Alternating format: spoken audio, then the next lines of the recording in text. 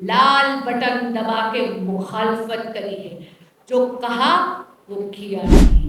उनकी कथनी और करनी में बहुत अंतर है भाई साहब। वो कह रहे हैं कि वो महिला सशक्तिकरण की बात कर रहे हैं और खुद महिला मुख्यमंत्री होने के नाते माननीय ममता बनर्जी कह रही हैं कि वो महिलाओं का जो कॉज है उसे चैंपियन करती हैं। लेकिन आपने सदन का वोटिंग पैटर्न देखा, उन्होंने एब्सटेन तक नहीं करा।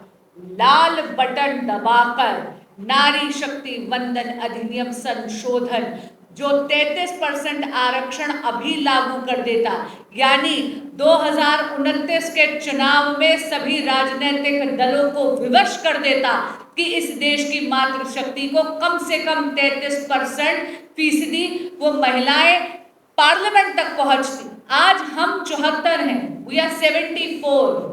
ये अधिनियम का संशोधन यदि लागू हो जाता तो हमारा सफर 74 से 273 तक पहुंचता, 273। यहां तक इसको उन्होंने होने नहीं दिया और करा क्या? एब्सटेन नहीं करा, लाल बटन दबा के मुखालफत करी है। जो कहा वो किया नहीं। सबसे पहली बात ये कहूंगी। दूसरी बात, आप कह रहे थे माननीय प्रियंका गांधी जी के बारे में आप बोल रहे थे, उनकी वार्ता प्रेस वार्ता के कुछ अंश मैंने भी सुने हैं। आपका सवाल ये था कि जो अभी है, उन्होंने कहा कि 2023 का, आपका सर ये सवाल था कि वो कह रही है कि 2023 का ही अधिनियम आप क्यों नहीं ले आते? हाँ, मैं वही बोल रही हूँ। उनका कहना है कि 2023 में जो पारित हुआ था उसको इम्प्लीमेंटेशन। बिल्कुल, बहुत धन्यवाद, आपने ये सवाल पूछा दोनों भाइयों ने, बहुत धन्यवाद।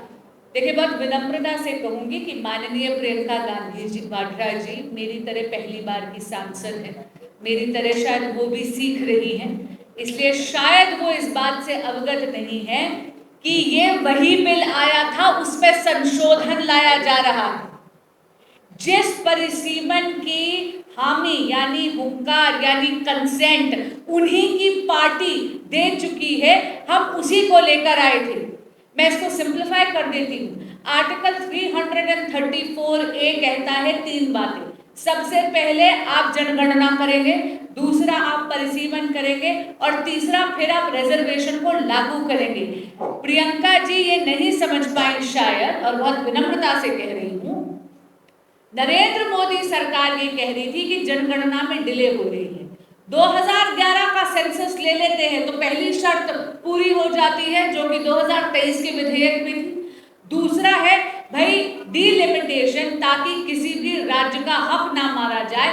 50% सबकी, सभी राज्यों की सीटें बढ़ा देते हैं ताकि आपका अनुपात जो आज सदन में है वो बराबर रहे, बरकरार रहे। यहाँ तक कि उन राज्यों ने जिन्होंने पॉपुलेशन को कंट्रोल करा है, खास करके हमारे दक्षिण भारत के राज्य, उनका तो हिस्सा बढ़ रहा था परसेंटेज में। और फिर हम कह रहे थे कि नारी शक्ति वंदन अधिनियम को हम लागू कर देते हैं 2029 में ही। शायद प्रियंका जी ये भूल गई कि ये वही बिल है जिस पर उनके बड़े भाई आदरणीय राहुल गांधी जी के नेतृत्व में उन्हीं की पार्टी ने हामी भरी, लेकिन हामी भर तो दी जब मौका आया to put your mouth where your money is।